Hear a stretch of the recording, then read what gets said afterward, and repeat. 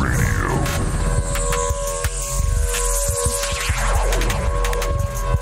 Exceptional Randos show is produced live in Sunroom Studios Base Capsule and in partnership with KLST 103.5, RadioCallisti.org.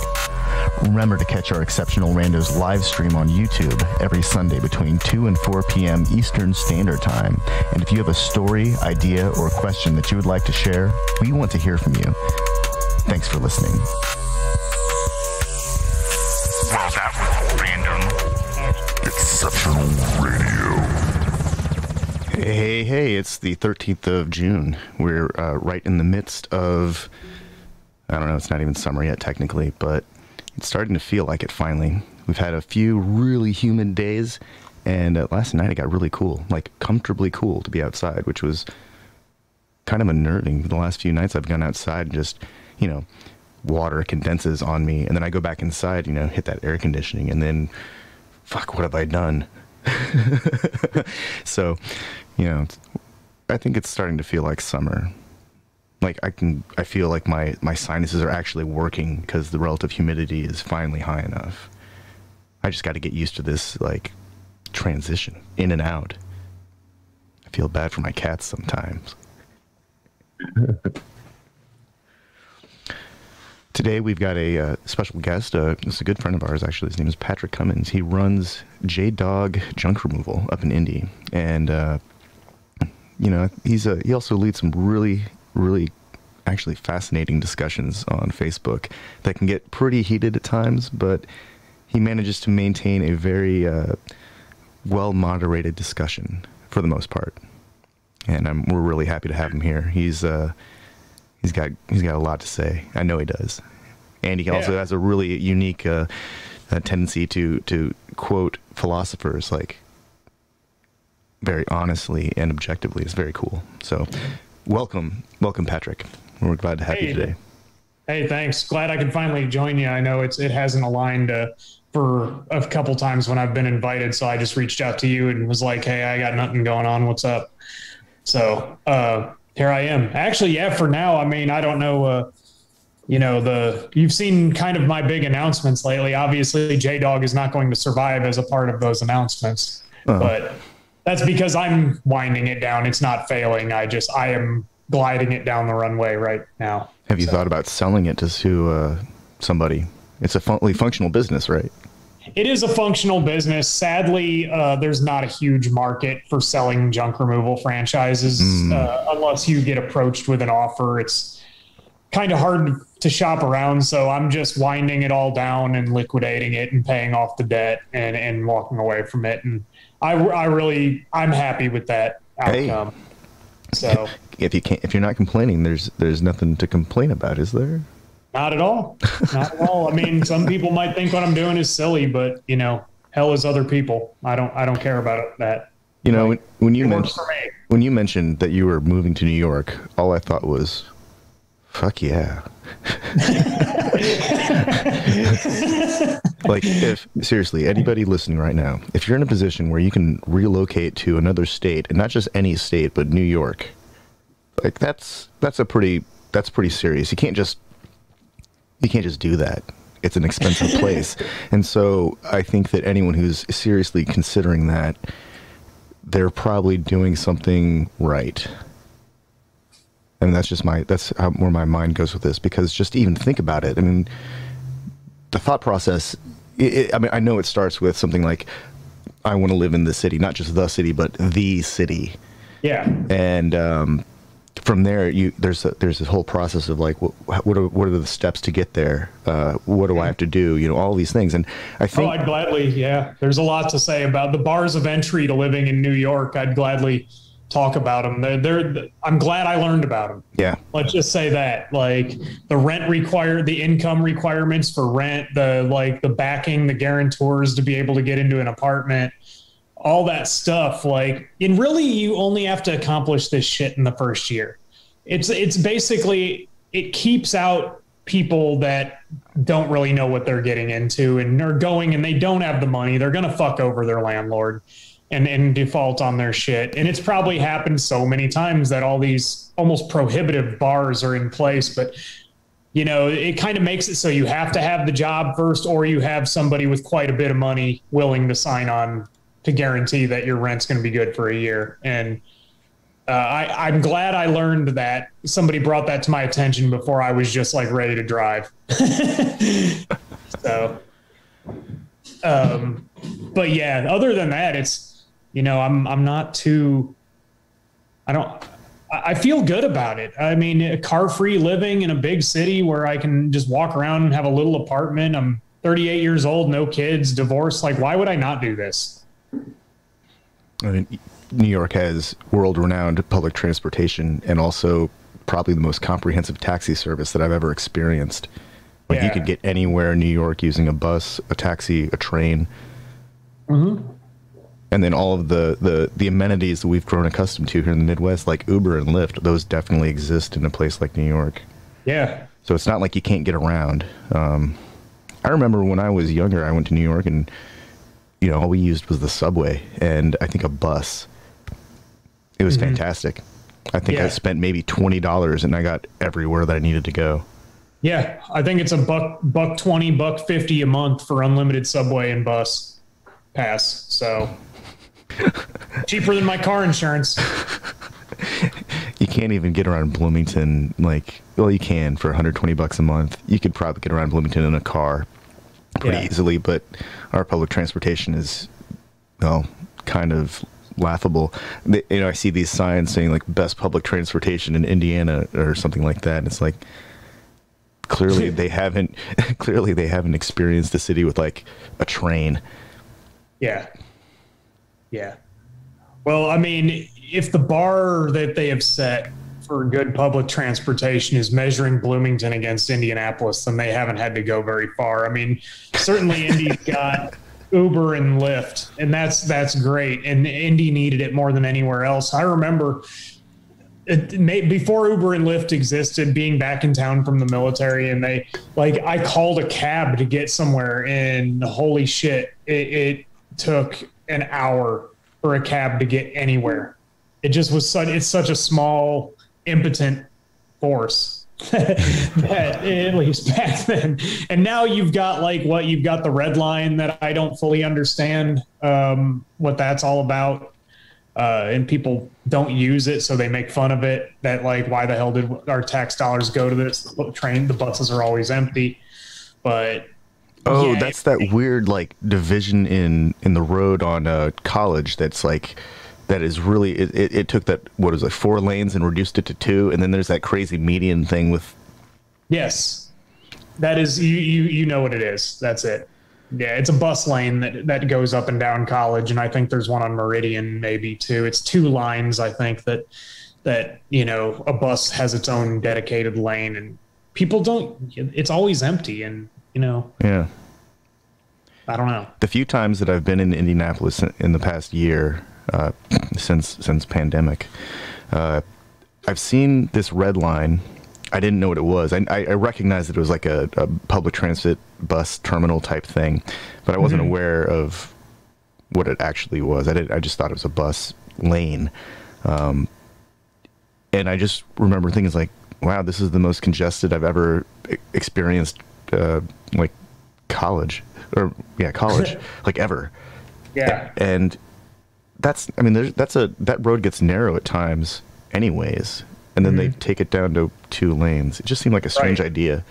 I've been driving down College, and without even thinking of it, I was intuitively in the red line lane. There's no barrier to it. I mean, certainly it's going to get you pulled over if the wrong LEO sees it. Yeah. But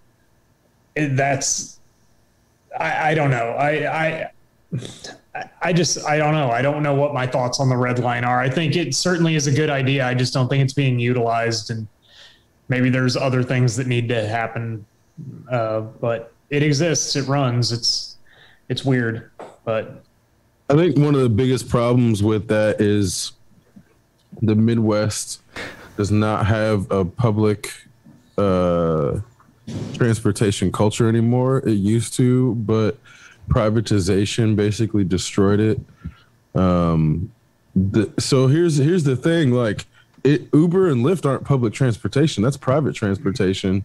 Right. So then it becomes this issue of like private transportation has used lobbying to destroy public transportation in many cities. So then the people in those cities have to buy cars or use private transportation. So then it becomes this like undermining of what people identify as useful public transportation. Because then you go to like Chicago, everybody uses public transportation there because they have the L in the subway system, like the L train, and that shit works. So you can rely on it because it runs on time. You know that you can get between places and not have to have a vehicle. Whereas in Bloomington, the bus is not always on time. Like Indianapolis, you can't get everywhere with the bus because the Indigo was basically dismantled and turned into a private organization. So that's where it's like, I saw it happen because I remember when I was a kid riding the bus with my grandma, like going to the grocery store, and we'd be able to go to the grocery store and get back. Whereas I remember specifically when they privatized it, that route was no longer available. So she wasn't able to go to the grocery store anymore. Mm-hmm. And slowly all these different routes got dismantled. So the further you live from a bus stop, the less likely you were able to use public transportation. So everybody's moving towards cars. And then it became, you basically have to have a car to live in Indianapolis and work. You can't, unless you live right by a bus stop. Yeah. And the bus stop goes to your work, which is very unlikely in a way that is not going to take up. If you live at, like, let's say 86th and Ditch, and you work at 33rd and Meridian or some shit like that, the amount of time it takes to get a bus from that place to the other you have to wake up at like 4 a.m. to get there by like 7 or 8 or whatever, because the bus routes are going to be so obtuse that you're going to have to get on one bus and go back and forth. So it's just not the way that public transportation has been destroyed and dismantled. In cities like Indianapolis specifically. There used to be a fucking train from Bloomington to Indianapolis. That shit got dismantled. So now we have this bullshit. Like, it takes longer to get from Indianapolis now than it did when I was a kid. It's like, it took me 2.5 hours to drive to like 56th and Fall Creek from my residence in Bloomington because of the fucking construction. It's like, it's not like that all the time. I would like to point out that 33rd and Meridian and 86th and Ditch Road are in fact bus stops. Those are the locations you mentioned before, but those are actually bus stops. Like, I bet they are. No, I mean, I just searched for them on Google and I was impressed. It's like, wow, those are actually, but like the first thing. I mean, I grew up in Indianapolis, so I know where you're gonna need to get on a bus at. Yeah. So it's like, like 33rd and Meridian, you're gonna need to fucking get on a bus like right there. Yeah. And then there's all these hubs in Indianapolis where people would need to get buses where they will be able to, but those locations, like, because of the way that then the residences and the commercial locations are distributed, somebody who lives in one place, is going to take them a long ass time to be able to get from one bus stop to another bus stop because the routes are so obtuse. And that's why, again, it's like, you'll be able to get from 86th and Ditch to 33rd and Meridian, but it'll take you like fucking 2 hours. Because you'll have to like maybe get on 3 different buses or some shit. And it's like, it shouldn't be that obtuse for people in big cities, in that the easiest way to do it, and they've done it in many cities, is to make a north-south and an east-west route where if you need to go across the city, you go east-west on one and north-south on the other, and then there's like supplemental or complementary buses, however you want to look at it, that go in the little areas around it. Whereas in Indianapolis, the routes are it's just absolutely stupid. There's just no sense to it, man. And that's kind of where I'm like, I've ridden a bike around Indianapolis before, and I know you could get from 56th and Fall Creek to, let's say, 86th and Allisonville in like 2 hours on a bike. It may take about the same amount of time in a bus. Just because of the stupid routes and the stupid traffic. It shouldn't take, like, you should not be able to traverse Indianapolis on a bike in the same amount of time as a bus, but because of the stupid routes, you could easily, I mean, but then there's a problem of you can't get to your place smelling like ass because you just rode a fucking bike. So, you know, there's all these limitations as to why you can't bike. You can't. I admire the notion of people riding to work, but when people work in an office space, you ride to work smelling like you just fucking rode 20 miles. Nobody wants to deal with that shit in the rest of the office. Like, I get it, but nobody wants to smell your funky ass all day. If you can't get a shower after riding, that's just not cool, man. And that's where I'm like, the remote. Like, so much of the American economy is spent in cars. Holy crap. I finally found the 2019 system update map for 2020. And this is like, when you said convoluted, I thought, yeah, I mean, it's not that organized. But man, I'm going to put this up on the flotilla of screen imagery because it's ridiculous. It's ridiculous, man. They've made it intentionally obtuse. I promise they did it on purpose. Crap. Ridiculous is like... It almost sounds like it's so bad it is. It had to have been some... It was on purpose, man. And this is where it sounds conspiratorial, but I'm old enough to see it or to have seen it unfold over time to know what was occurring. Because it's not like a bunch of different people. It's like the car dealerships, the fucking unions that build roads, all the fucking construction workers that we perpetually see not doing shit, fucking sitting in goddamn massive teams just watching each other. There's like 30 motherfuckers watching 10 motherfuckers do work because this is all a big fucking scam. If you look here, I travel enough. I've caught onto the fucking scam. This is what they're doing. They're creating traffic construction zones at the entrances and exits to cities so that the congested traffic makes it hard. Like, bro, you live in Indianapolis. Next time you're sitting in traffic, look at all the fucking semi-trailers and their fucking tags. They're not from Indiana, bro.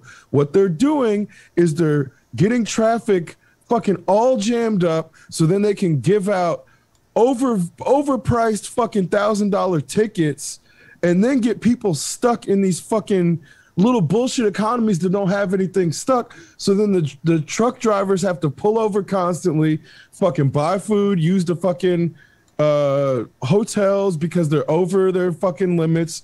This is the only thing these people have been able to do is slow the economy down and suck everything out of it because they can't figure out how to produce anything. So they're like, oh, we'll just slow it down. And anybody who tries to go around it will extra fine them even more for trying to rush through this slowed down system. So that's why you're on a fucking 45 mile an hour goddamn highway between Indianapolis and Bloomington now. 45 fucking miles an hour. 45. It's like 42 miles between us. 37, like half doesn't exist right now. Right. And this is what I'm saying. You go to all these different cities, bro. You go to enough different cities in America, it's the same thing all around the country, because all of these politicians, because they are tasked with building economies in a way that politicians have no business doing, but also they are incapable of doing because they're not economists or business people, and they're just politicians. They've basically turned this into a fucking mafioso shakedown using public infrastructure as a means to hold the Americans and by proxy the tax dollars hostage, and the fucking shit is still falling apart. That's why you can't sit on a goddamn bridge without being scared for your fucking life, because every goddamn bridge in America is fucking shaky. Every goddamn one. There is not a goddamn bridge in America that you feel safe on right now, because the shit is all fucking 60 years old. It's all falling apart. All of this shit is fucking broken, because this is how they've turned taxation and infrastructure into a fucking hostage situation. We are all held hostage by our poor infrastructure and by proxy the law enforcement agents that try to restrict us to the bullshit slow pace that our poor infrastructure has then by proxy restricted us to. I've caught on to the fucking scam. It's not a conspiracy. Go travel around the country. You'll see this shit in every fucking city around the goddamn country, because they're intellectually bankrupt, they're creatively bankrupt, and they have no more ways of making money except just fucking slowing everything down. I promise you go to every city in this country, this is the way it is. I've noticed this too. I've actually considered it to be like some form of like economic warfare. I remember when I was younger, there's a lot of opposition to 69. I considered, the interstate brings a lot of economic activity, so that's not really the issue. The issue is like the kind of like agencies that will emerge as a result of commerce in different locations, and now we have an increase in tech sector when before there was actual industry in southern Indiana. There are still Oh, sorry. Go ahead. Wouldn't you say like that? I don't know what the resistance to extending 69 was all these years. I don't know enough about it, but it's essentially killed Evansville as a city. Evansville was a major like river town 100 years. It was like Cincinnati Junior down there on the Ohio River. And now like certainly it's got a population that's been there because it was once a more significant city, but Evansville has an airport. But for what? So we're trying to romanticize an economy that never should have been there in the first place to preserve that, to then replace it with another fucking bullshit economy. We should have been talking about high-speed trains fucking 30 years ago, bro, when fucking France was building the fucking TGV, and when fucking Japan was building that bullet train. We were over here making fun of that shit and mocking the fucking metric system. I have the receipts in my fucking head, and I remember Americans were making fun of bullet trains, bro. I will never forget how and the Concords too. I mean, and the fucking Concorde. The Concorde is a bad motherfucker, and we didn't expand on that. But we never had it. That was them, bro. This is what I'm saying. We were like, America is trying to actively slow shit down, because the last creative thing we did was get some fucking scientists from the Nazis. That's the last creative thing we fucking did in this country. We've been stealing shit intellectually for fucking ever. That's all this country does. Nikola Tesla, you mean the guy Elon Musk stole his fucking name and put it on a company, on a car company he didn't even fucking start?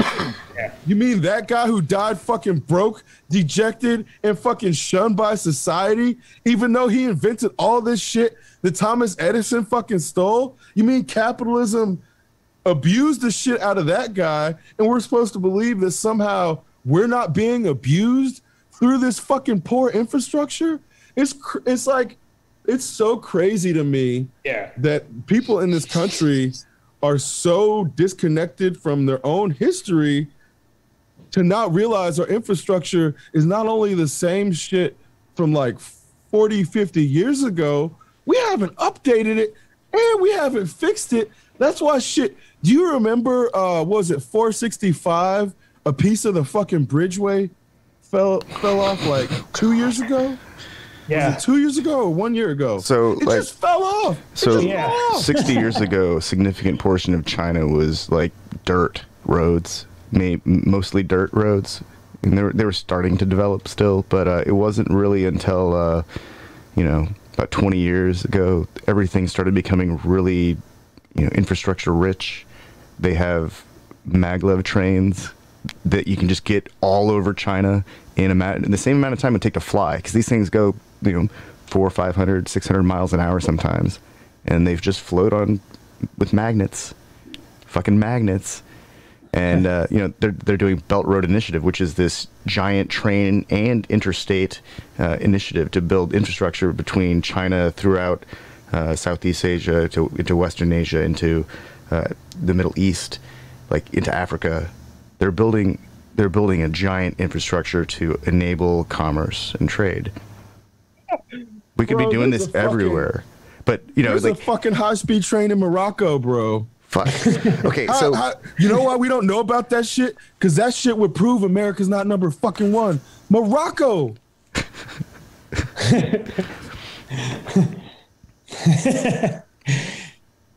Fucking Morocco. Fucking 2018, bro. 2018. Not even this year. 2018. The reason they ain't talking about that shit because that's embarrassing. Morocco, Africa, that country or the fucking continent we're trying to save all the time because God forbid white man can't like accept that maybe Moroccans can do some shit before us. Holy shit, this is fucking insane that we don't hear about this shit because it's embarrassing. It's embarrassing. Fucking Morocco, Al Barak, named after the fucking prophet's horse.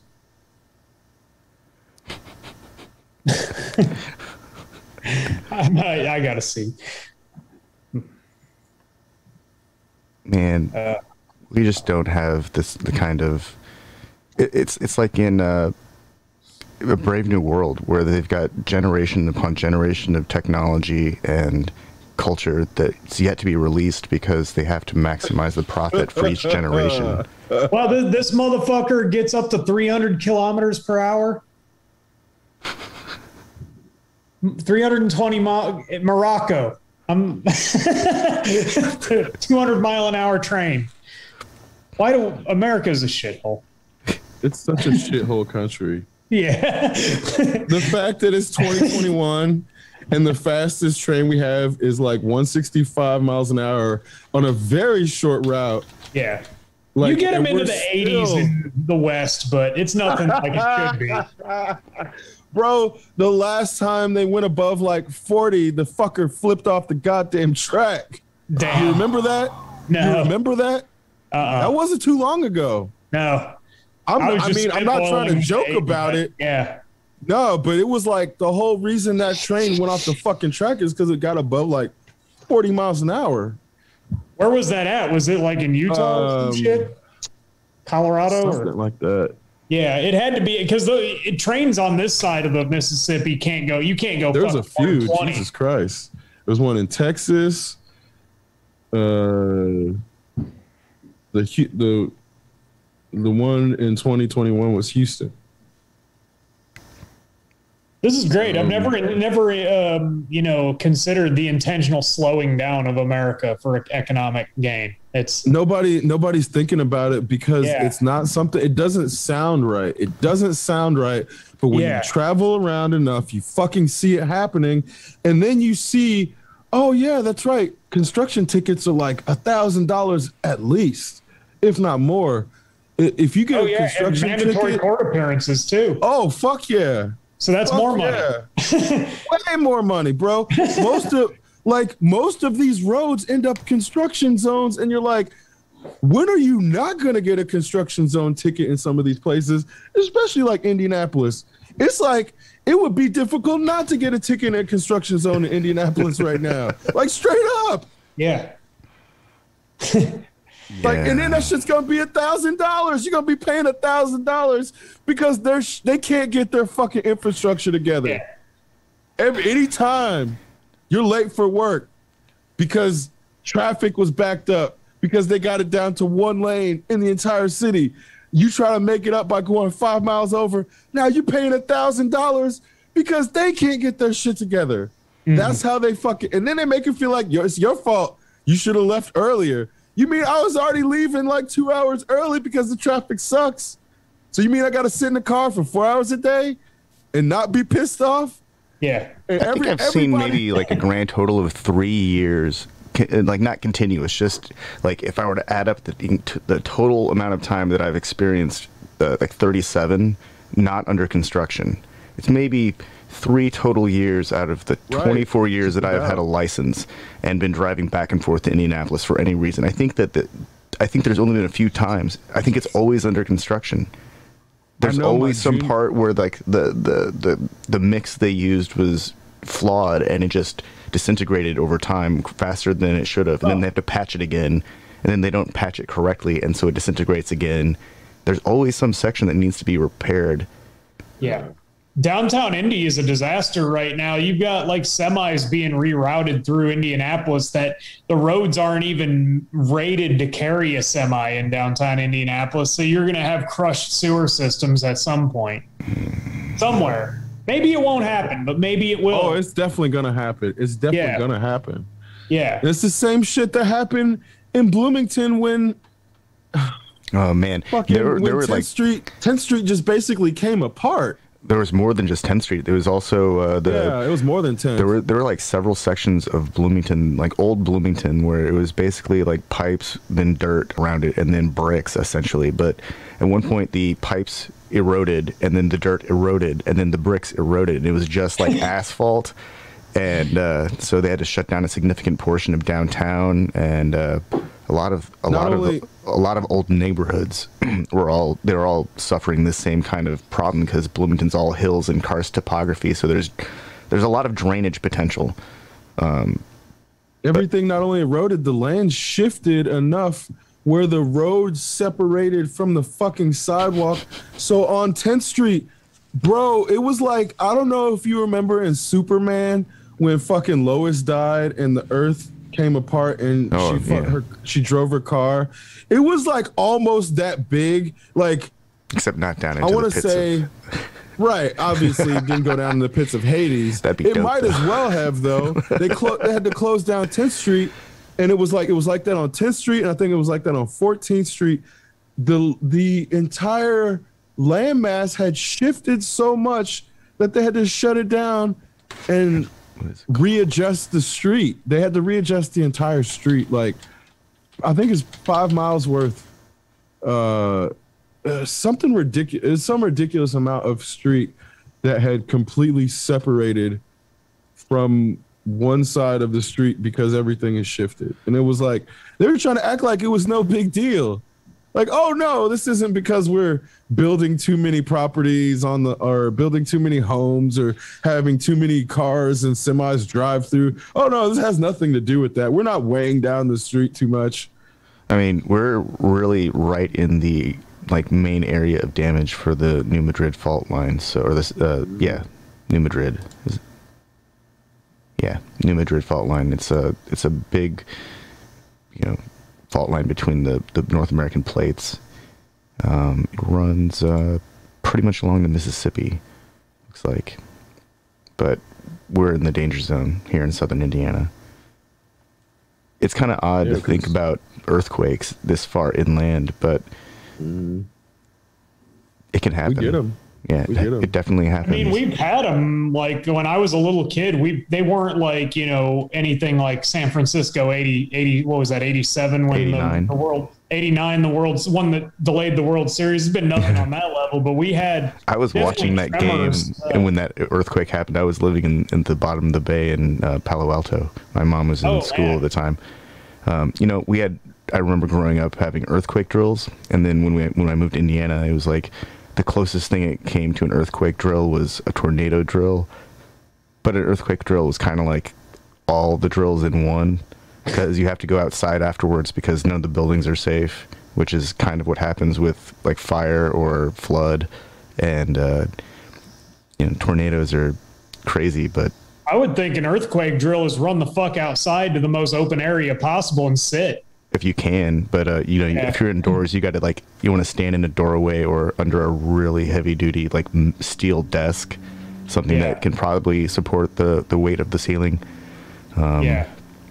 Walls will fall over because holy shit, earthquakes are crazy.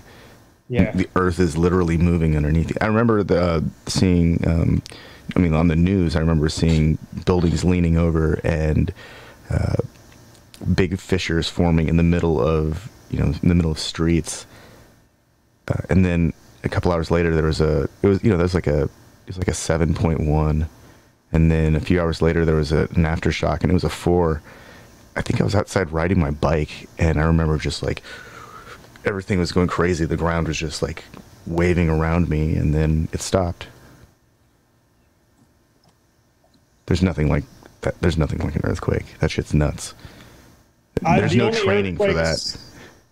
Yeah, the only thing I've ever experienced like it is things that I didn't know were earthquakes until like hours later when someone says, "Oh, that's what that was." I just thought it was some noises and shit, but like when it's not a huge earthquake, it's like you don't know if anything even just happened. Yeah. But it was like. I remember it's like when construction booming stuff happens, but it happens for way longer and it's a lot louder, and it seems like it's all around you, but it's somehow way off in the distance. It's the weirdest sensation because what you see doesn't match what you're hear it. Yeah, but we didn't even hear it when I experienced one, and it was like the building moved, and it was like you feel it in your inner ear. Yeah, like what the fuck was that? And then it's like some shit may fall over, it may not, but then you're like asking the other person, did you feel that? And it's like, yeah, like if it's not a huge one, it's like almost imperceptible. I remember there was when I was, I was out of high school. I think I was out of high school a few years. There was an earthquake. It was like a 3, and I felt it, and I thought like. Holy crap, that was an earthquake. And oh shit, sorry. We'll get back to go ahead. This is going to circle back to something from earlier, but yeah, go on. Sorry. Oh no, I just remember thinking it's like, holy crap, that was an earthquake. There is a fault line here. What's going on? Like, it was the first time in years, like, since I'd lived in California that I'd actually thought about earthquakes. And that stuff's crazy to me because it can cause floods and it can cause fires. It can do all the damage of all of the other natural disasters, except for maybe a tornado. Earthquakes are nuts. Well, there's natural gas deposits here. That's even better. We'll have flaming fissures. Right. Which is where that's when that shit can really start to happen. It's like when those deposits get disrupted by a earthquake. Yeah.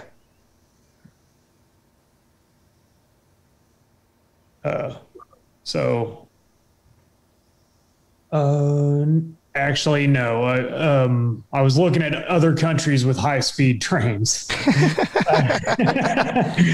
just to like circle back to that. And I saw like at first I saw like shit. Iran has high-speed trains, and it's like no, they're approved but not yet constructed. So They're still gonna have high-speed trains before we will. Right, because ours aren't even approved yet, right? Yeah, America has apparently this is a U.S. government website. This is eesi.org, a bipartisan study on transportation and shit. And it says that America has 192 miles of high-speed track under construction. So I think it's zero. So it takes them 5, 10, 20 minutes to get up to full speed. So they go full speed for what, 30 minutes, and then they have to decelerate. 54 miles of high-speed track in operation in the United States per this website. Yeah, but they still have to accelerate and decelerate, and those are actually the long ends of the stick. Yeah. So if it's only 55 miles, they're like accelerating and decelerating for the most part. Then they've got that's a roller coaster. That's a long distance roller coaster that only goes in a straight line. Sweden's got what, like 9 million people, 6 to 9 million people, and they have almost 2,000 miles of track in operation. Jeez. Sweden also buys everyone's trash, turns it into electricity and water, and then sells the electricity back to Europe. So they've figured out a really unique economic cycle. Yeah. Well, they're a pretty cool society. We have enough people. We have a big enough population. We should be able to facilitate something like that for the entire country. Yeah. That system pays for itself, and it returns because they produce more electricity than they need. See, this is the kind of stuff that happens globally that we're like, I guess we get to watch it happen, but we don't get to benefit from this as well. Yeah. Jesus, imagine being able to go from like New York to California in 9 hours on a train. Yeah.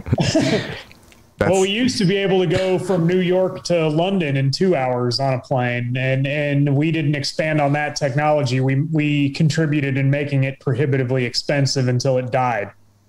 Well, no, Emirates, I believe, they bought the fleet of Concords, and they were refurbishing them for flight. They've got like 4 routes. Oh. And they're working on a next generation engine platform to get it into a better fuel economy region, so it's more more affordable. Yeah, I mean, I knew a chef in Philadelphia from France, and he was a pretty high rolling chef. He used to fly on the Concorde all the time, and he was just like, "Hey, yeah, that bitch was $5,000 a ticket," but he ran a Michelin restaurant, so he was very well. Forget what his name is. They just call him Chef in Philadelphia. He used to run a place called Le Bec Fin, which was like the best French restaurant in the country, and it's been out of business. He shut it down about 5 years ago, but he used to talk. He would come into the cigar store that I would go hang out in, and he would talk about flying on the Concorde, and I had so many questions because it was an amazing. I couldn't imagine moving that fast, like on a commercial jet, and he used to do it all the time. Apparently the actual structure of the Concorde is designed to stretch, because during supersonic flight it actually would apply enough stress to the frame of that plane to damage it. So it's designed to expand, and like the control systems inside the cockpit are on like a cage, so they'll move. Yeah. That stuff blows my mind. Like, the stuff that has to be done to make a plane structurally sound to fly at those speeds. Like, not just a plane, but a plane that's that big. Yeah. That's the trick. All the time. Yeah. Several times a day, maybe. And I don't know how many times it would go back and forth across the Atlantic. Maybe it would just do one trip there and back, or... was this thing going back and forth between London or Paris and New York? Was this happening like 4 round trips a day? I don't know. I don't know what the workload of these things was. Yeah. Well, KLM, they're like a Dutch airline, I think. They're developing a big flying wing. Like their goal is to break the fuel economy barrier by using a giant flying wing. They've only tested models now, I think it's a 3-meter scale model. So America will have it in 100 years. We will never have it because NASA already. We'll buy some of these used ones in 50 years. And NASA already developed the lifting body, like 50 years ago, and it was going to be a really useful design, but apparently it stopped there. We get essentially ancient airplane designs with advanced control systems instead of modern super advanced planes. Our airplane fleet still has ashtrays in it. Yeah, I mean our airplanes are just as like old as our fucking trains at this point. Yeah. Yeah. Yep. And then, I don't think you've been able to smoke on an airplane since the early 90s. Which is crazy when you go back and watch old movies and people are smoking on airplanes. Like, what the fuck were they thinking, man? Yeah. And then I'm like looking at these people. 1988. Like, you can't hold off for a flight. You can't not smoke for a fucking flight. Good Lord, that's terrible. Yeah. Well, the international flights would have like on a 747 where they have the upper deck. There's a bar where they have like increased ventilation for the smokers. But you have to be able to get up there. Yeah, those 2-deck planes were cool. Not for the smoking, but just for the fact that it's 2 decks. So. Yeah, because they're so damn big. Yeah. Yeah. Giant planes are really impressive. I mean, there's a lot to be said for getting a giant piece of metal moving fast enough to take advantage of the shape of its wings to fly. But I always think about like, what do these things really do when they lose power? Do they don't just drop? Glide. They glide real slow. They can all glide. They're all rated to be able to glide like 50 miles or something, which is why. Okay, that's cool. That's why they fly at that altitude. Well, aside from the sound, but if you lose power at 40,000 feet, then you can glide for like 50 miles or something because of the rate of descent. It's like they build up enough speed. Well, it's not even about the speed. Is how many feet you lose per feet you go forward, per foot you go forward. So at that point, it's like a trajectory thing. Yeah, they don't lose enough altitude quick enough that it would be catastrophic to lose power at that height. It would just be a matter of being able to control the hydraulics. Yeah. Be able to control it. So that's where it's like. Yeah, I had a pilot explain that to me once about how, like, as I said to him, my scariest thing is that we're up here all flying. He's like, if I lost all engines, I could probably glide us into the nearest river or whatever airstrip. That pilots have to be able to do that. And I mean, I know it's probably easier said than done, but like what Sullivan did, I mean, that's essentially what he did. He glided him down into the Hudson and everyone lived. So. Yeah. More you learn about the physics of air travel, the less unnerving it becomes. Exactly. I flew enough that I basically had to like learn that, so I didn't worry about it. I mean, I know that that obviously there are a lot of airplanes that can glide, but some just get so damn big and they don't make it. Does it like big ass cargo planes? I'm sure that they can glide. But when I look at it, my brain says, nope. Anything that can fly can glide. Sure. Period. Anything that can fly can glide. I can accept that, but I can understand that. Like, but when I see these things, my brain just doesn't want to. My brain just looks at it like, what? No way. Well, but that's it's just why funny. It's because it's just the shape.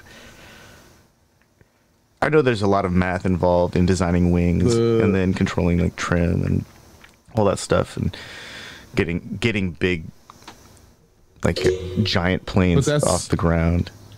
That's why the Spruce Goose was not like feasible in that. Yeah. The physics didn't really make it able to lift off the ground. Therefore, it wouldn't have been able to glide either. So that's like those types of physical limitations end up like canceling themselves out, which is where it's like, yeah, then something with that size can be used as a water vehicle using those aerodynamics because it can get like right above the water, but it's not going to be able to actually get lift, and it's not going to have enough horizontal to vertical ratio to make it feasible to use anywhere but on top of water. Like the Pelican. Yeah. The Caspian Sea monster. Man, that thing's got 8 engines. That's the one that then was like the practical application of the Spruce Goose's failure. So you see how like it like directly translates that principle of like, well, it won't be able to get off the ground, but if you use it on the water, it can actually get up pretty quick for something huge. Then there's the Antonov AN-225, and this thing's like 4 or 5. It's a 5-story building. It's as tall. It's taller than a 5-story building. It weighs as much as 100 elephants. Oh. I look at that. It's like there's a full-size pickup truck next to it that's like tiny, and my brain's like, nah, no fucking way. I know it does because it does fly, but well, it's the wing to weight ratio that gets it, and the wings have to have the capacity to support the gravitation, like the G forces that are going to be put on it from the body trying to be pulled towards the ground. So that's where, especially with something that huge, those wings are going to be under such stresses, in that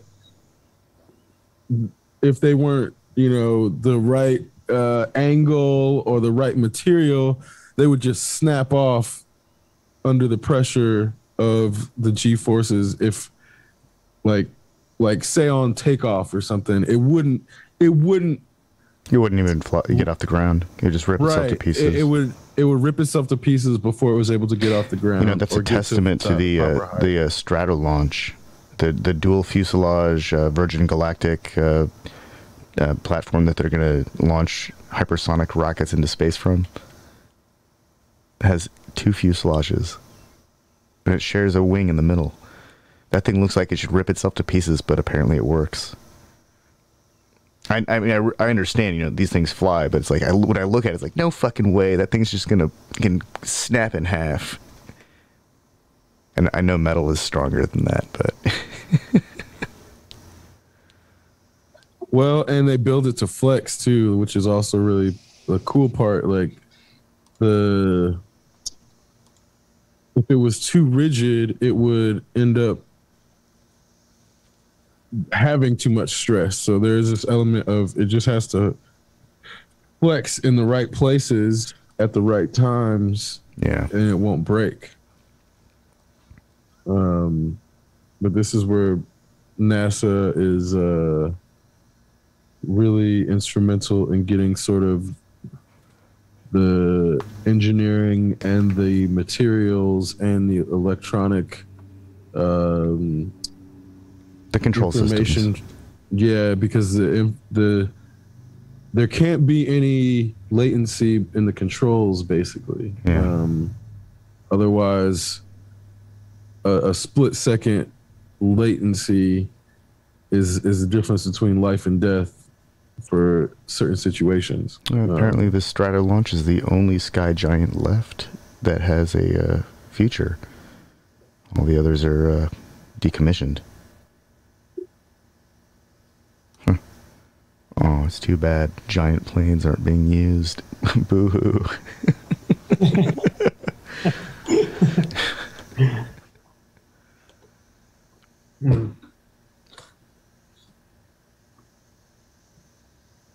Sometimes I wonder, like, what is the actual future of travel? Because I don't think that the Great American Road Trip car culture is I don't think that thing is going to survive.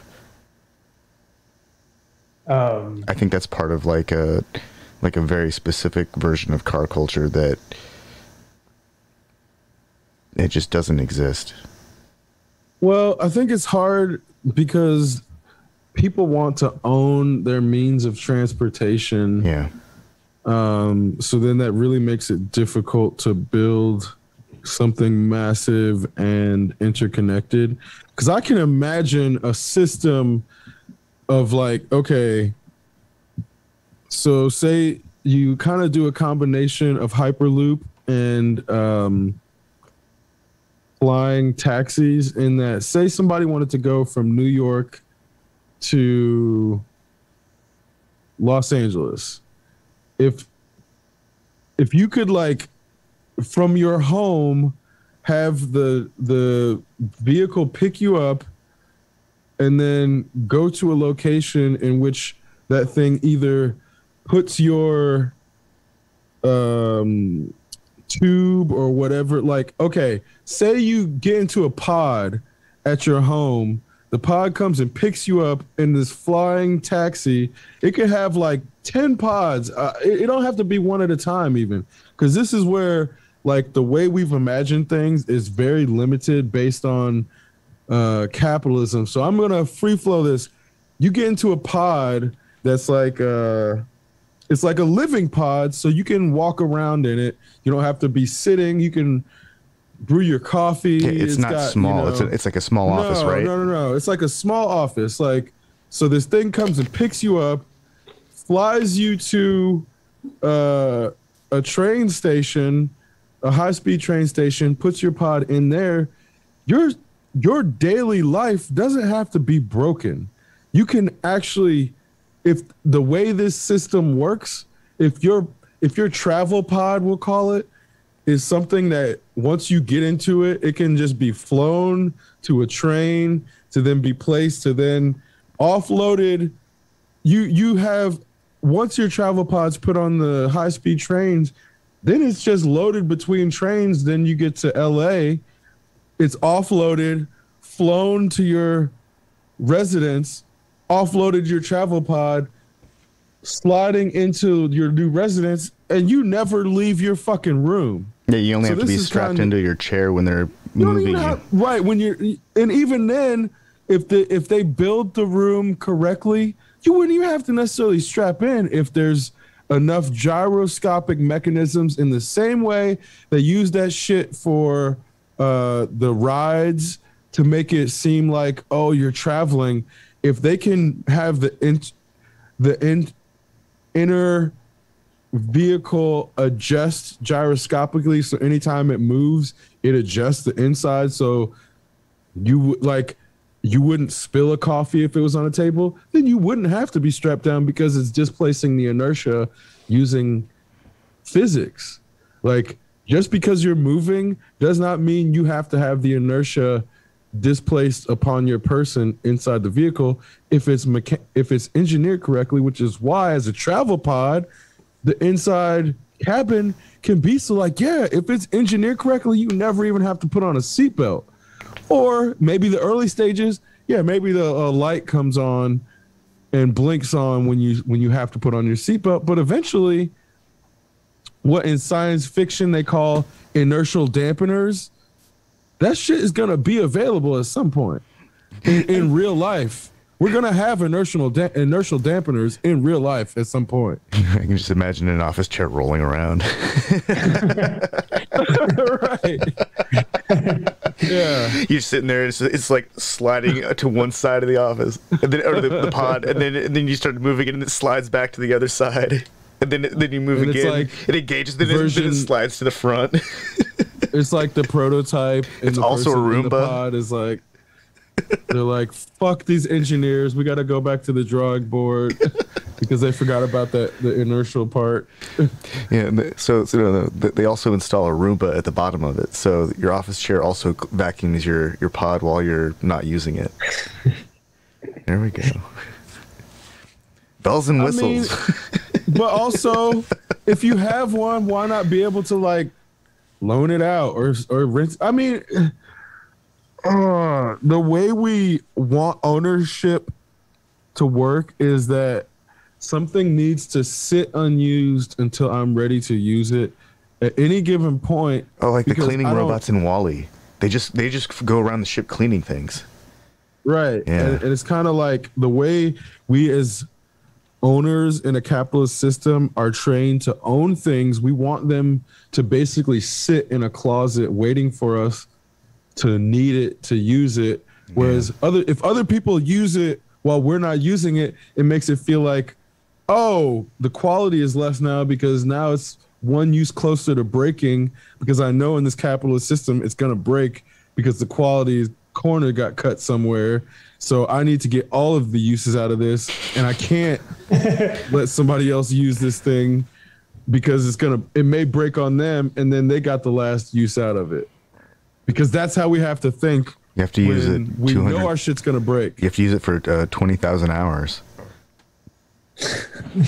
minimum to get value of anything. 20,000 hours. Good luck extracting 20,000 hours out of anything except a car or a house.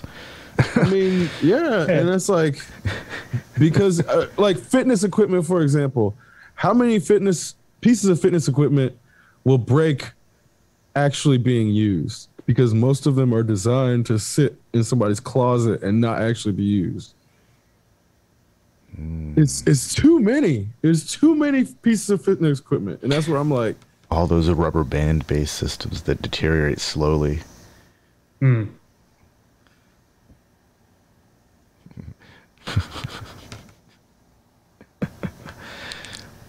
remember that was what came on after like Saturday morning cartoons, was like exercise shows that were trying to sell like workout equipment. I remember watching one time. It was like, it seemed like it just this is the weirdest stuff, but I was fascinated by it because these are machines that people are like doing their thing on. They're working on these machines, and you never see them in movies. No one's ever using like these rubber band systems in a movie. They're always using real weights, or in a documentary. It's like only in the infomercial do you see these crazy Bowflex. Yeah. Or the skiing machines that used to be all over the place. You couldn't get rid of them. They were you could get them for free, but nobody wanted them. And oh man, I've thrown away so many Nordic tracks in the last.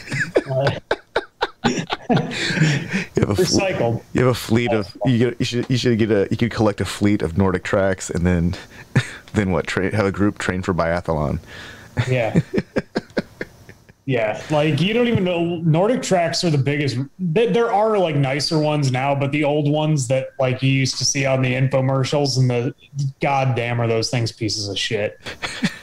The Nordic track makes an okay elliptical now, but their old moneymaker, what got them where they are today, the one with the wooden rails, holy shit, that thing sucks. The thing that was supposed to look like it belonged in a cabin in. You're right. This is cabin furniture. Yeah. Or do you remember the Bowflex? Oh shit. Yeah, I mentioned it. Yeah, but I think I attempted to use a Bowflex a few times. Sure, it'll give you a workout, but it's a cheap, rickety piece of shit. Well, and I knew there'd be lawsuits because the way it was constructed, I'm like, oh, that shit's gonna break down, because they didn't think that, oh yeah, this shit isn't meant to be under torsion and under actual stress under these shapes. And I'm sure that shit snapped off. And yep, sure enough, Bowflex defects injury lawsuits. There's a bunch of them. I would have never thought. I'm going to pull up what you're looking at. Bowflex injuries. Oh, yeah, 2004. This is on WebMD.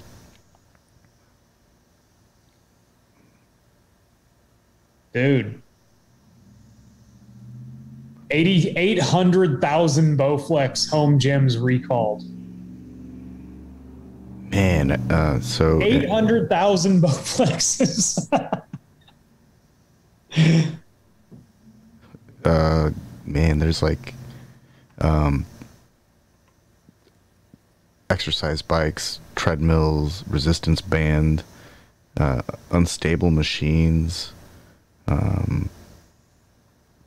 There are so many like categories for these things: design defects, manufacturing defects, marketing defects, failure to warn people. The home fitness industry is, it just seems like the kind of thing that you're supposed to do in a gym where there are other people around who can help you if something goes wrong. Yeah. I mean, Manufacturer. This is Bowflex. Apparently, they had an add-on called the Lat Tower. I'm all about it, but like, I love lat workouts. But anyway, apparently, there's 46 reports of seat pin failure. Oh Jesus! Resulting in serious injuries requiring stitches to the head. Oh God! From Bowflex failure. So they brought a metal bar down on their head with the weight of their body, the force of their body pulling on it. I guess. God. I would like to see a video of one of these injuries to get a visualization of what they're talking about. But yeah, it doesn't sound good. Whatever it is, someone needed stitches because their fucking machine is garbage. I'm not an engineer, but I can recognize bad engineering. Yeah. You know, every 100%. every power tower that I've ever seen, or every like lat exercise machine that I've ever seen, they were always really robust looking. Like, this doesn't look very robust at all.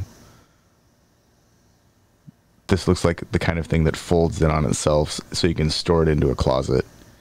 Dude, there's Bowflex lawsuits going back 20 years. I'm seeing shit as recent as 2012 and shit as old as 2004. So you know what that tells me is that the market that buys these things, they buy it, they use it a few times, they don't actually use it, they leave it in a room for a long time, and then they get rid of it. The vast majority do that, and a few people actually attempt to use it, and then they end up getting injured. Yeah. Yep, that's the cycle. That's the exact cycle, man. That's what I just heard through all of this discovery, is that there is this thing is a trap. Holy shit. Fucking Bowflex. I mean, the one guy who gets this thing for his little urban apartment and really he works, he doesn't have time to go to the gym and he uses it, and motherfucker's got stitches in his face because he but everyone else just puts it in a room, it collects dust, and then it gets, whenever they move, it gets thrown away. So I'm looking at the Nordic Flex now, which doesn't make any sense at all. It's like, we've combined two terrible products now. Nordic Flex. It's had a kid. I'm serious. Picking words out of a hat.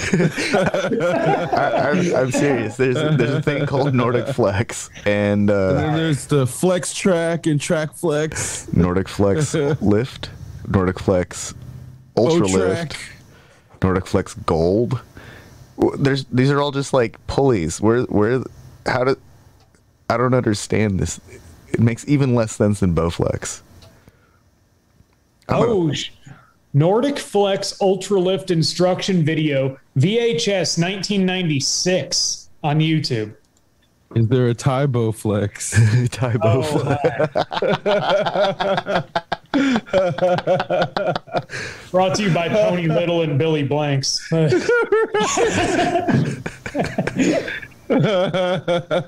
but there is a Sabo Flex. Sabo Flex. Oh God. Man. What the fuck? What the fuck?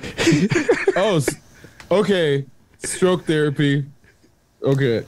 This is actually pretty cool, like looking orthotic tool used to train people how to use their limbs again after a stroke. So that's actually really cool. This is like, it almost looks like what I imagine the control interface for a like a mecha.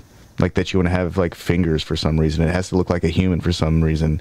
I can see this being like a control interface for like or even for to be able to interact with a virtual control environment, or at least a template for it, because it looks pretty interesting. It's got like springs and. Looks pretty cool.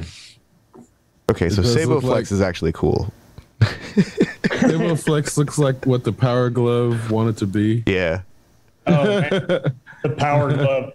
That's actually something, a world I've gotten sucked into over the last years, is vintage gaming and just being like fascinated by these speedrunners. But, oh yeah. I mean, these dudes who are like literally playing games 20, 30,000 times to try and I guess they've reached they're close to the human limit with Mario, the original Mario. They've calculated, I think, that the human limit that is like 4 minutes 53 point something seconds, and they're within like 0.2 of that now. And the previous world record stood for a couple years before anyone was able to lower it to find a new glitch to exploit. But I've just found this vintage game speedrunning to be 454.948. That's the current as of April 7, 2021. Yes. Yeah. And yeah, that's the current world record. It was performed by Nifsky, and they called it a perfect run. 4 minutes, 54 seconds, and change. Yeah. Yeah, it looks like the previous world record was Cosmic, and he did it in 4:55.646.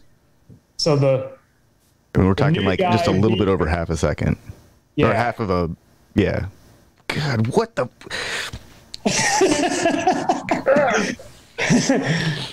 It's fascinating enough. That's like hair splitting. That's totally hair splitting at that point. Those guys are both those people are both incredible. Yeah. I only became aware of speedrunning in the last like few years, but it's a really fascinating way to approach games, because then it's just a whole different aspect of approaching the game. And I think that's where Ralph Koster's theory of fun, he describes like four different types of gamers that like approach something. And it's like there's a person who's doing it for the social, there's a person who's doing it for the like competition, there's a person who's doing it for the exploration, and then there's a person who's doing it for like the meta games. So there's like all these different ways to approach a game, but then speedrunning becomes its own weird sort of meta way to approach a game, because it's like kind of some of those things, but not really. It's like obviously they're competing with each other for the fastest time, but they're also competing with themselves for the fastest time. So it's like speedrunning is just a really weird and interesting subculture. It is. And it's really a small community that do this. It's like under 50 people that, if you look at the world record boards, it's the same dudes who hold records across multiple games. I think the guy who I think has the biggest strangleholds is a guy named Arcus, who holds the world record on Ninja Gaiden, and he owns it by quite a bit. That game's so much fun. Yeah. I mean, there is a guy, he does, and there's other categories too. Like, I think the first guy just did the first completion. This one wasn't speed involved, but the first no damage run of Ninja Gaiden was just happened within the year. The OG Ninja Gaiden from the arcade.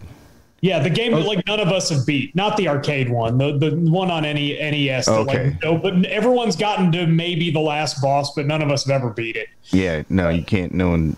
I've never beaten it. Yeah, I've pumped many quarters into the arcade version, and but that one will let you beat it if you give it enough money. It will. That's how arcade games are. That's bastards. Just how it is. If you have $10 in quarters, you'll beat the fucking game if you got the time.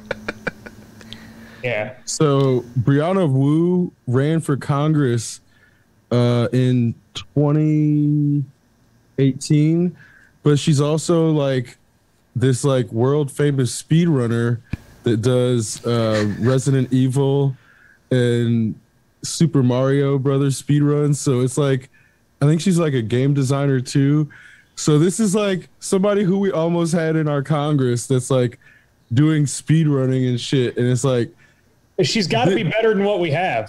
Oh, fuck yeah. I feel like we got like so close to having somebody who's like doing speedrunning and like got their ear to the ground, but we still have these fucking old people. It's funny, following the community a little bit, a lot of these speedrunners are engineers. Yeah. I think they're literally trying to break the game to the human limits. It fascinates them. I think you're supposed to speed run a game like Resident Evil. I think if you waste your time looking at shit, you're going to get killed. That's the nature of that universe. Yeah. Bro, it's funny you say that because she posts her working on her car and it pisses off right-wing dudes on the internet because it's like playing video games and working on fucking sports cars, and her husband is like just hanging out having fun and shit, and it's like it just pisses off the right-wingers. So it's really funny to see that shit. Yeah, but that's where I'm like, this is you're spot on. Engineers and speedrunners are this weird overlapping demographic because it's like you're saying, they're trying to break the game and like find the mechanics to break it and see, because then you see the developers and designers watching videos of the speedrunners and their minds are blown because they're like, I didn't even know this shit was in the game, and the speedrunners are finding shit in the game that the developers that the developers didn't even repeatable glitches too. Yeah.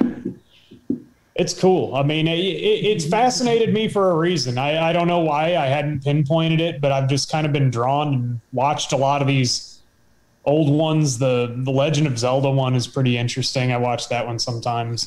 Zelda, OG Zelda is like that. I remember playing that game endlessly and getting nowhere until Nintendo Power released the Zelda edition gold magazine that had all of the maps, and you could finally see where you were going. And did you know what the shelf life was supposed to be on the Legend of Zelda cartridge? I believe, and I might be wrong on this end, but the fact remains that they're still working today. But these things were only the battery pack that saved your game was only expected to have like a 5 to 6 year life, and they're still working. Fuck yeah, Nintendo. Oh my god. Nintendo makes a game with a 5-year battery that lasts 40 fucking years, and we can't get a camera or we can't get a phone to last all day. Yeah. I realize that we're not asking the same thing of a cartridge that we are of a phone. But the fact remains that you can find Legend of Zelda cartridges that are still capable of saving a game. So I mean, I can run Legend of Zelda in Dolphin emulator on my computer, and it runs in 4K and it looks beautiful and it upsamples it, and like there's a I don't have to go hunting down an old school cartridge to play a game like that and be frustrated if I want to be frustrated. I actually want to play Zelda now for some reason. Dude, I feel you. I've got my NES Classic sitting out. I might do a run later. Yeah. Oh man, what was another? See if I can get Contra was another one. Hour. Contra is another one that I used to be able just to like waylay, and I got an emulator for that, and that game is hard. Yeah, holy crap. Contra without the cheat code is a very difficult game. Oh yeah. I think the world record for the Contra run is at about 9 minutes.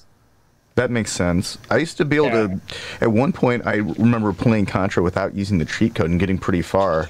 But, you know, at some point, you just want to beat the game. Or you're playing with somebody who doesn't know how to play the game and doesn't know where all the places where you have to stop, pause, jump at a certain time and shoot at an angle. Like, it is so funny. I was gonna say, it's so funny to think how shitty the ending scenes were in those games. Like, it's just like one scene or like one actual image. We worked so hard for that shit. Yeah, it's like. Well, for Contra, you get a little screen of a stupid helicopter flying away, and then like, congrats, you beat Bile Red Falcon. Now prepare for the next mission. You know, that right there is like that's the litmus test. If you're like full on commando, you're like, yeah, fuck yeah, let's go do this, America. And then if you're not, it's like, my eyes, I can't fucking look at a screen right now. And then like, I think that's really like the thing about a lot of modern games is that sometimes they just become strobe fest. I remember watching a buddy of mine play. It was like a shoot zombie Nazis, hold the fort type situation. And at one point they were like, they'd all found these glitches in this one room, and they were all basically hiding in the walls where the zombies couldn't even get to them. And they did this up until the point that the zombies just overwhelmed them. And at that point, at those end stages, and they got like really far. I'd never seen a zombie horde in a video game like that. But the screen was flashing so violently because, you know, 120 hertz refresh rate, Xbox 360 or Xbox whatever, badass PlayStation, whatever it is. That stuff after a while will like just, it gives me the biggest headache. I can't even take it after a while because it's just, if I want to look at a strobe light, I have a strobe light. Yeah, and it's like sometimes I feel like they're trying to just induce seizures to be edgy. Yeah. I feel like that shit, it sounds once again, it sounds like conspiratorial, but I feel like there is a certain demographic of designer who does not have visual creativity and thus has to rely on seizure-inducing flashes, to make it seem like they're actually designing something visually. And they're trying as hard as possible to set off epileptics so then they can get that warning, because that warning is like edgy. And unfortunately, anime kind of made it edgy.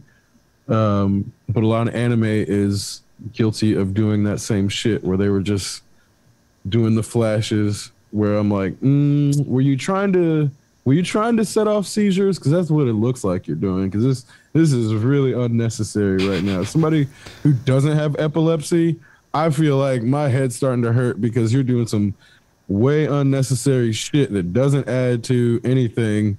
And then I'm like, if I had epilepsy, this would definitely fuck me up. So what's happening here?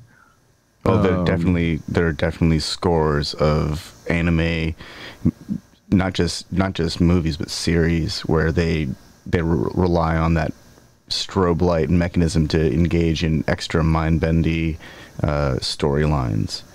And I think it's a crutch at that point, because if I'm describing this as a trope, then it's definitely done to death. I haven't seen all of the anime, but I've seen enough that it's definitely a thing. My question is, why is this something that anime is interesting because it's essentially manga in motion, and it's the same thing as, to me, it's like it's similar to the comic book storyboard that delivers Avengers or Batman or Superman or Justice League or whatever.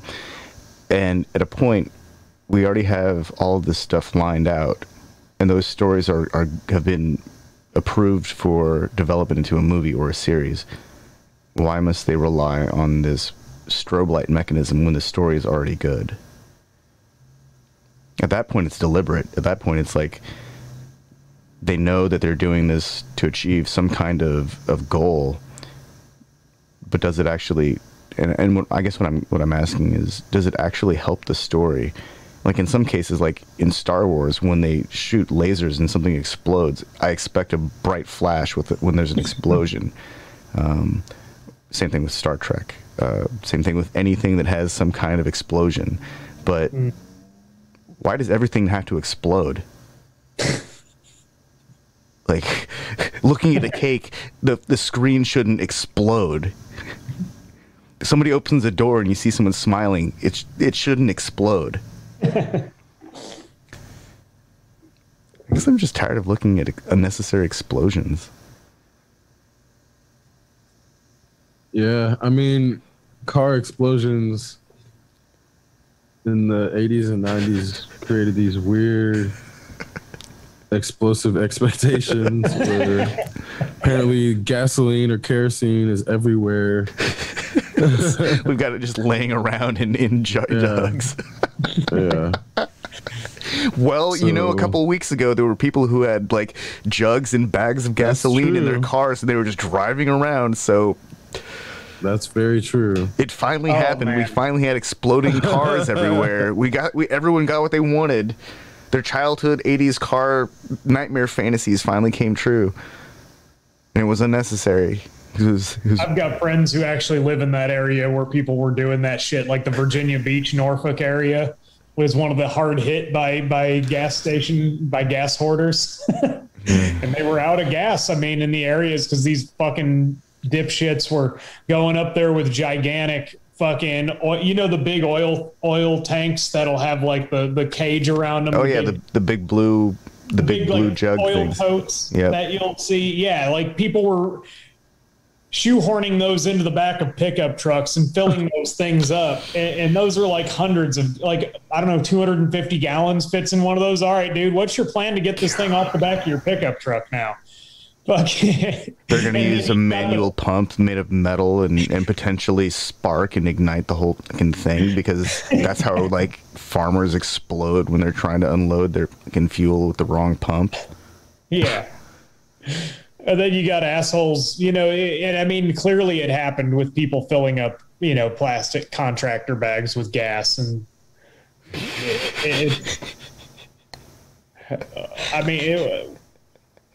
we just, so much post-intelligence culture going on right now.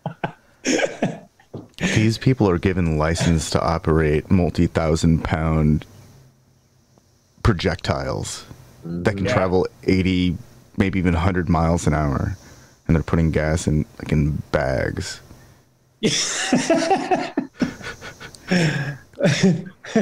We haven't seen the worst yet.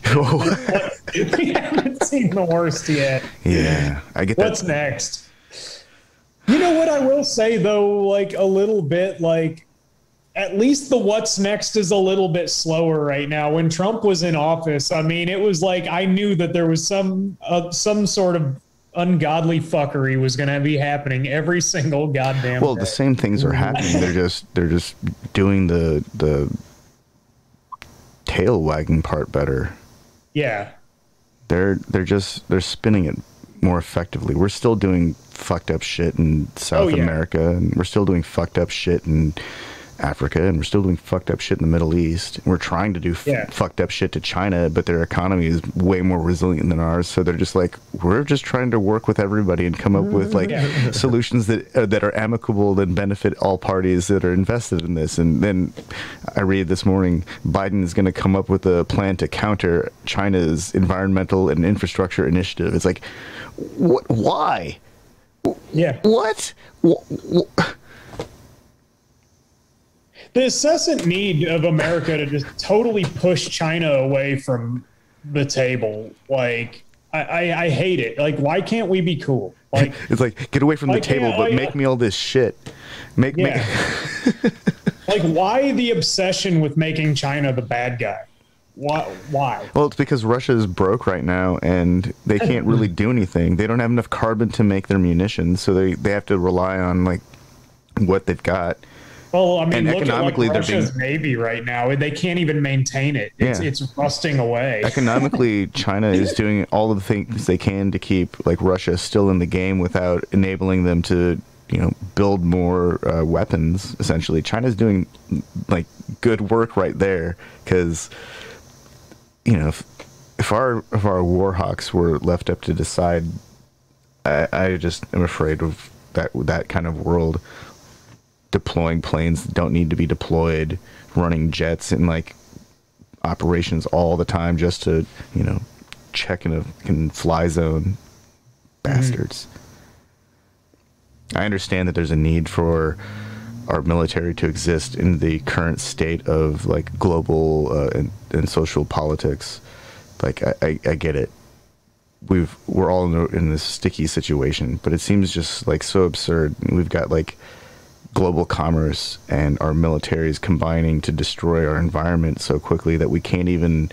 There's no discussion about the impact of the shipping industry and combined with all the world's militaries just daily activity and how that is absolutely destroying the world.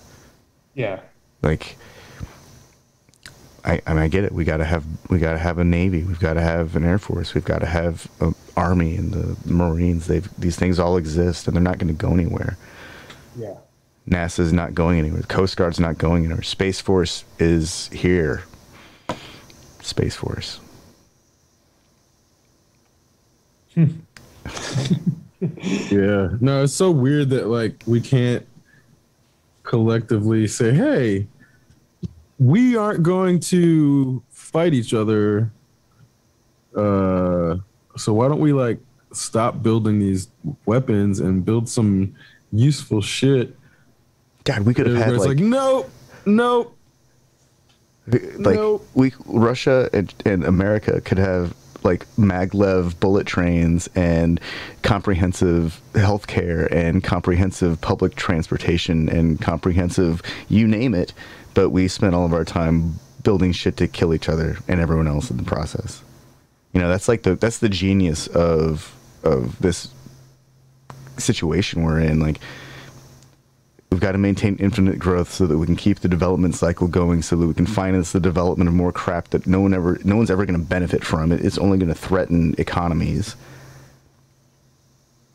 Fucking Tesla batteries are still made out of cobalt mined from the Congo by kids.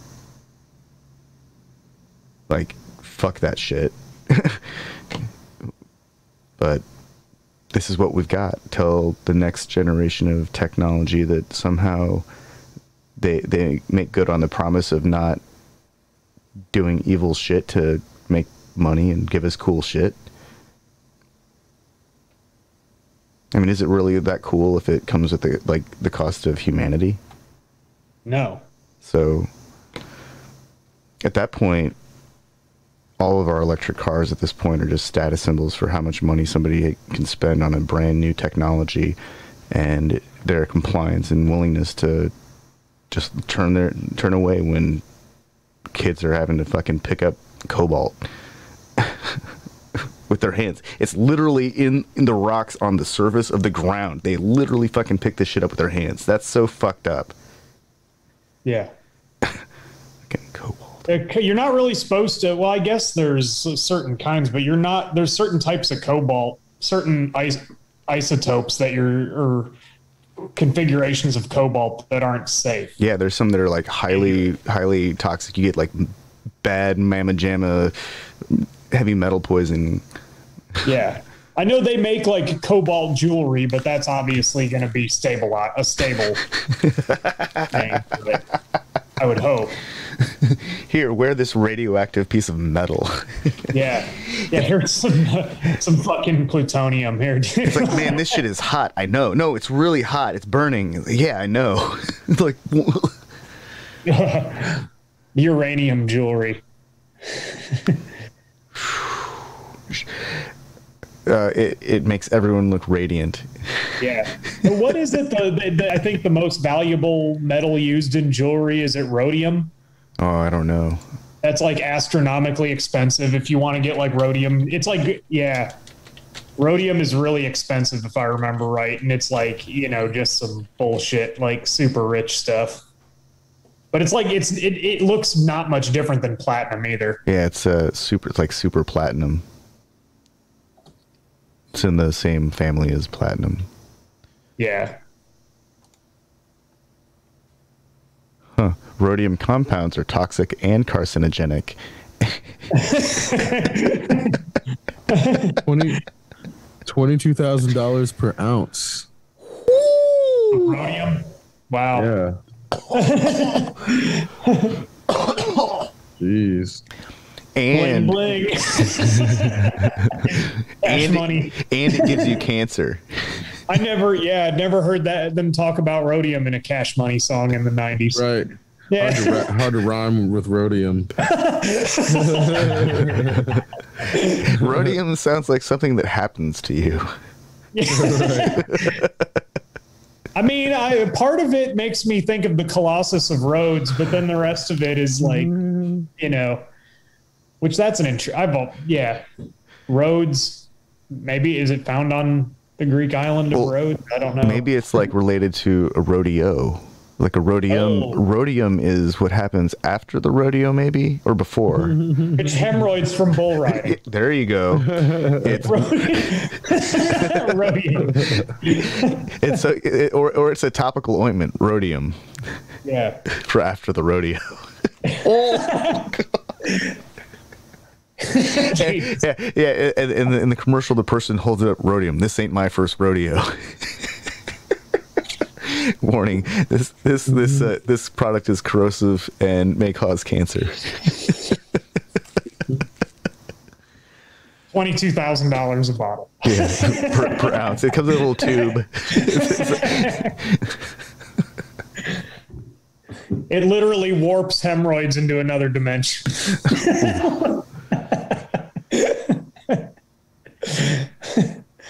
Yeah, they only seem to do plating or dipping of jewelry into rhodium. Yeah, apparently it's absurdly brittle. Yeah. But and that's what makes it so expensive. It's that it's hard to handle. It's hard to get it to work right. It's fragile. Yeah. It's the kind of thing that must be handled with care because it's actually kind of delicate for what it is, even though it's made of metal. Yeah. So primarily this is used for catalytic converters. Well, it says right here, the silvery, it reflects 80% of the light that hits it. So it's like extra blingy. That's cool. Yeah. That's really cool. Yeah. So if you want an extra shiny ring, I don't know if rhodium plating is. I don't think they do electroplating on white gold. Platinum. So known as rhodium flashing in the jewelry business, a la Wikipedia. Oh yeah. So there are 300 to 1,000 micrograms of rhodium in every catalytic converter. Paul McCartney received a rhodium-plated disc from the Guinness Book of World Records in 1979 for being history's all-time best-selling songwriter and recording artist.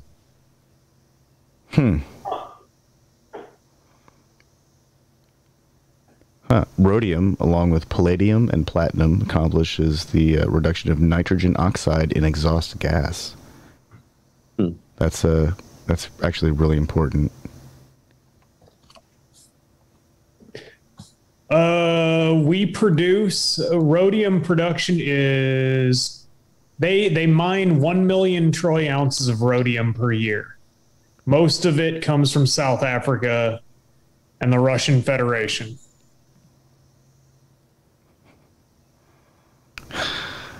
I wonder how much land they have to just 80% of it comes from South Africa. 12% comes from Russia, 8% other. Let's see if I can. Yeah, it's a big strip mine. It's a giant strip mine. These things are disgusting. It's a city-sized hole in the ground that they mine to get. How much did you say? And a million troy ounces a year.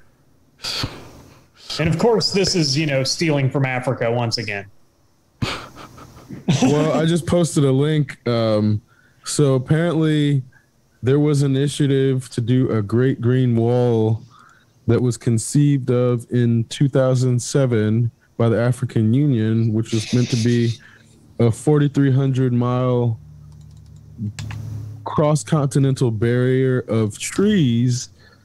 But it seems like this initiative just has not had the proper funding or infrastructure support because everyone's too busy stealing from the continent. So that's where I'm like, man, you see this shit where, like, yeah, the way our country frames Africa, it's as if we need to go save them from poverty, when in reality we're stealing all of our fucking materials and precious metals and shit from over there. Meanwhile, they're building fucking high-speed rails and we're not finding out about it.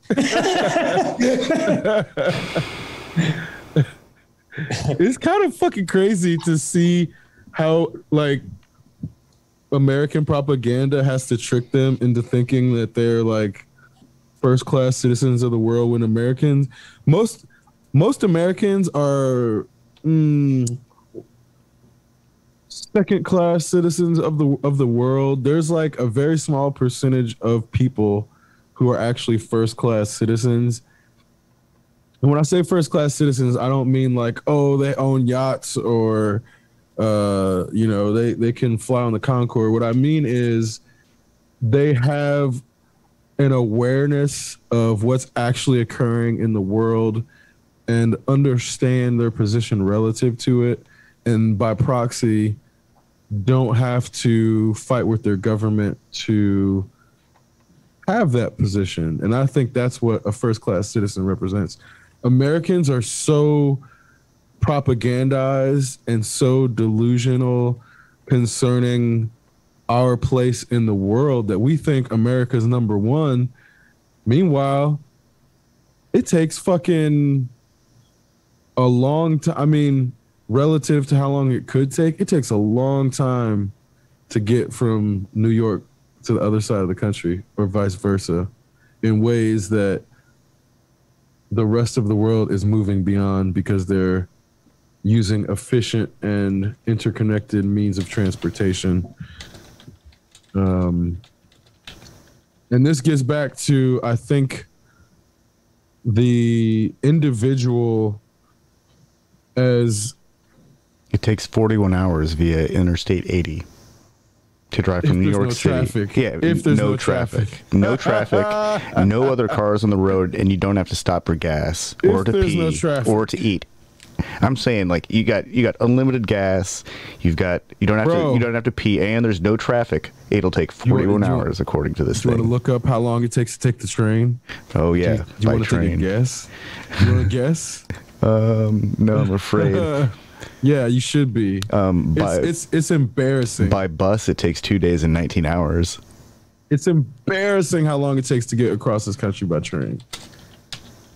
And that's where I'm like, looking at it, Americans are made to think that that's just normal.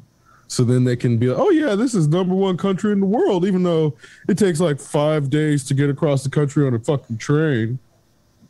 This is number one. This is the best it could ever be. Well, if you could manage all of the transfers, you could almost do it in 4 days. And you couldn't sleep, and you'd probably be like, you could probably do it if you had all the caffeine on Earth and only were traveling with a single backpack. I bet you could do it. I mean, you can get a sleeping car. You can purchase a sleeping car. Yeah. But the fact that you need a sleeping car to get across the country is a joke in 2021. In this greatest country on the face of the planet, America. So this is a staggeringly high number. I just did the quick multiplication on the dollar amount of rhodium taken out of Africa for your 800,000 times 22,000 an ounce, you said? Yeah. I mean, here's the number I got on that was 1.76 times 10 to the, like, I mean, it's like, it's an absurd number. Looks like. Yeah. It's not a poor continent. It's not a poor continent. Yeah. They're just fucking constantly stolen from. Yeah. They constantly have their shit stolen from them and then made to seem as if somehow they need to be saved when it's really the systems that are stealing from them that they need to be saved from. So, yeah. Elon Musk can fuck off with his rocket. We have no business sending rich white men into space while poor children exist on this planet. No fucking business. Oh yeah, fucking that shit should be Bezos shamed. is charging like $28 million or something dumb to ride into space with him, not even to do anything cool, just to go to space with them. Shame on him for going. Shame on him for selling that ticket. Shame on him for even conceiving of the idea while poor children still exist. Shame on him. There is no honor. There is no progress. There is no advancement in what he's doing. Everything he is doing goes against the existence and survival of our species in pursuit of his individual ego. Fuck that guy and shame on him. Shame on him. So it looks like there was a wealth transfer of roughly $3.8 billion or $3.9 billion almost to the likes of Bezos and Elon and a few other Bill Gates. You know, these guys are all making money hand over fist in the last year, and all this money comes from, well, a lot of it came in the form of stimulus money that is essentially coming from the people. Because, you know, for the last, since like 2017, there's been like, just low is a very nice way to describe the kind of corporate tax that's been like applied to corporate entities for the last 4 fucking years. Meanwhile, Bill Gates is the biggest individual owner of farmland in this country. Somehow, this dude who, I'm sure he comes from a long line of farmers. Old Gates family got famous for data farming, their fucking watermelon farming, and the corn. And oh wait, they didn't? You mean he just accumulated a bunch of fucking farming land and has exploited a bunch of people working it because he's rich? Oh shit! So this is where I'm like, man, fuck these people and the notion that like.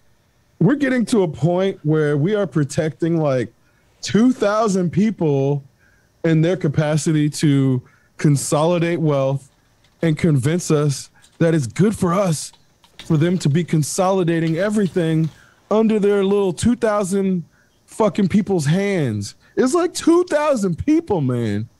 There are 614 U.S. billionaires as of October 2020.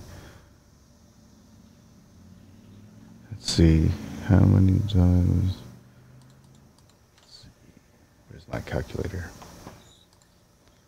And they probably own like 50% of the United States fucking capital between those 600 people. 614 divided by 330 million.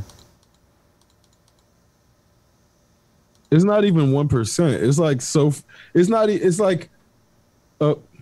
It's it's 0.000000186%.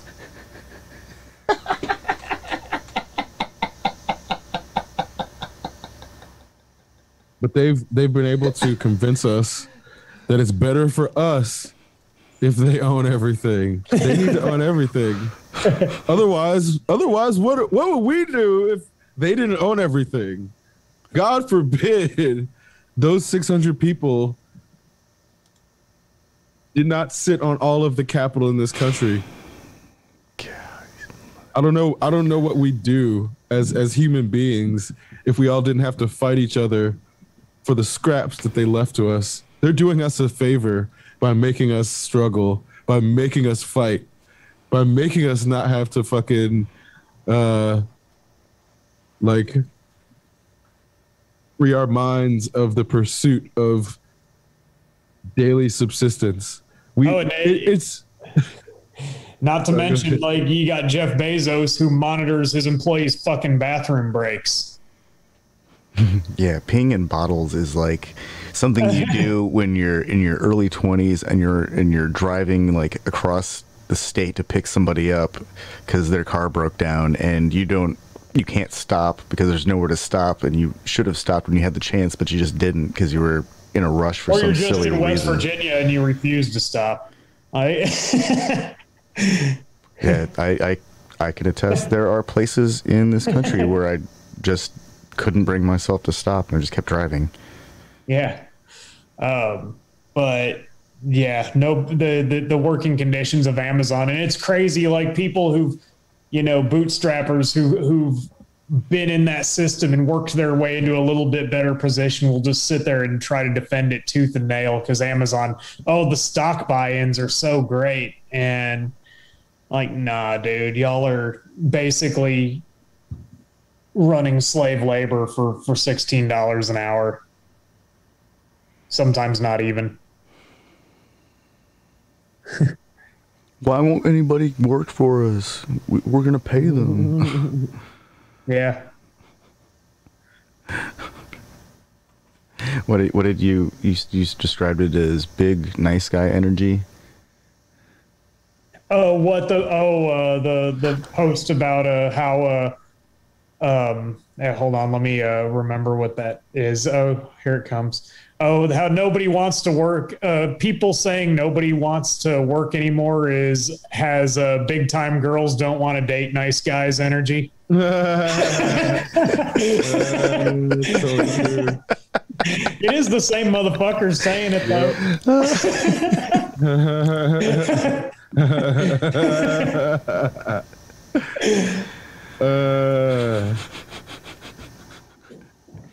No women don't like real men anymore energy. Yeah. Oh man, yeah. I think it's a function of being like, feminist. At some point, it's like, hey, you can do that too. You don't need me to do that. You can fix your car if you want to. You can speed run if you want to. Yeah, go for it. Yeah, fucking. You want to design a video game? Badass, go for it. Yeah. Why not? I want to know more about this speed running engineer woman who ran for Congress. She sounds great. That does sound great. And she's working on her own car and shit, and clearly for it to draw the ire of the right, she's clearly not one of them. But why would Marjorie Taylor Greene and Lauren Boebert find their way into Congress, but not her? I mean, I get it. It's our system, and they were fortunate recipients of shitty demographics. Well, I think that it's more than just playing video games and having ideas. I think they have to be playing video games and good ideas, because Yang played video games, but his ideas weren't good enough to get the attention that it would have needed to take him further. Yeah. So yeah, I mean, does he actually play video games? I don't think he does. I think he just says that. Yang is a bunch of fucking lies, man. This is like okay. Rihanna Wu. My mayor. Rihanna Wu. I don't know about all that. I don't think New Yorkers are getting behind Yang. So here's man. He's fucked it away. I don't think so. I don't know who's saying that, but from what I've seen, like with real New Yorkers, they're like, fuck out of here, man. Like, you are obviously trying to like sell us this bullshit image that you are constructing from a bad focus group. And like New Yorkers did not receive Yang well from what I could tell. But anyway, I guess what I'm getting at is a lot of his ideas weren't good. And then the way that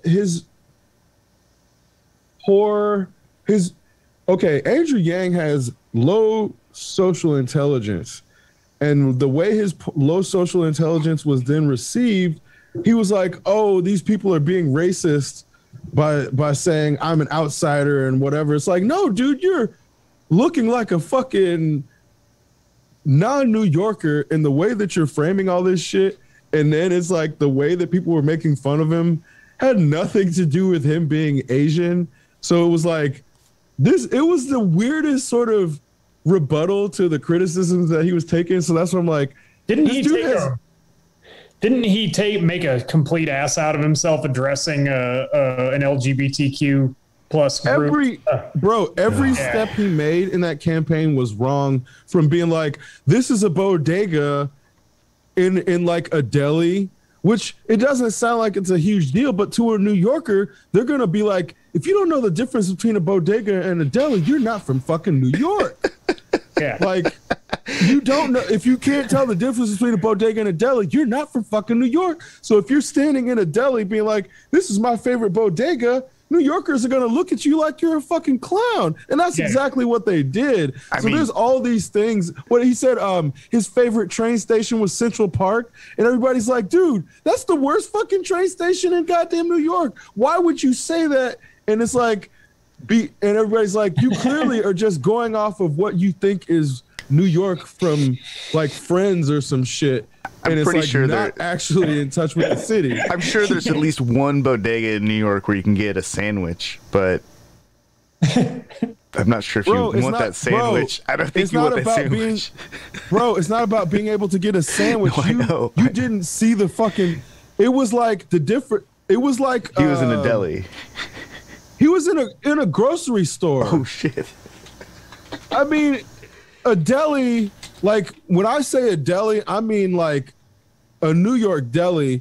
He was in like a full-on grocery store, basically, which is the equivalent of a deli. And he was trying to be like, this is a bodega. Like, no, the nuance between a deli and a bodega is not even about the sandwiches, because you can find sandwiches in bodegas frequently. That's not it. It's about the size. It's about the number of people operating it. It's about the number of locations they have. And it's like all of those things were not in line with what he's saying, in that when you're in a big ass store that has fresh fruit and like a bunch of aisles, that's closer to a grocery store, but it's more of a deli in line with New York. And is 100% not a bodega, because one of the things about bodegas is because of their size, they generally don't have like fresh fruit sections. And like, if they do, it's like not very big. So you may be able to find a few bodegas with fresh fruit, but generally they don't have it because they're so small that they're not going to have a fruit section. Yeah, this dude's standing in the fresh fruit section, like it's definitely not a bodega. See what I'm saying? Yeah. So when you call that a bodega, you're like, you look like a fucking clown. It has nothing to do with him being Asian. Yeah, so you see what I'm saying? I haven't looked into it. I just really haven't paid attention, because I just kind of assumed Andrew Yang was going to run away with this thing from the way people were talking at one point. But like, what does the landscape of this race look like? Is de Blasio out of the picture? Like, he's not running again and Yang is the nominee? Or because I mean, clearly I don't see a Republican winning. But it's the issue of him not being able to galvanize people. So like, straight up, this is a grocery store.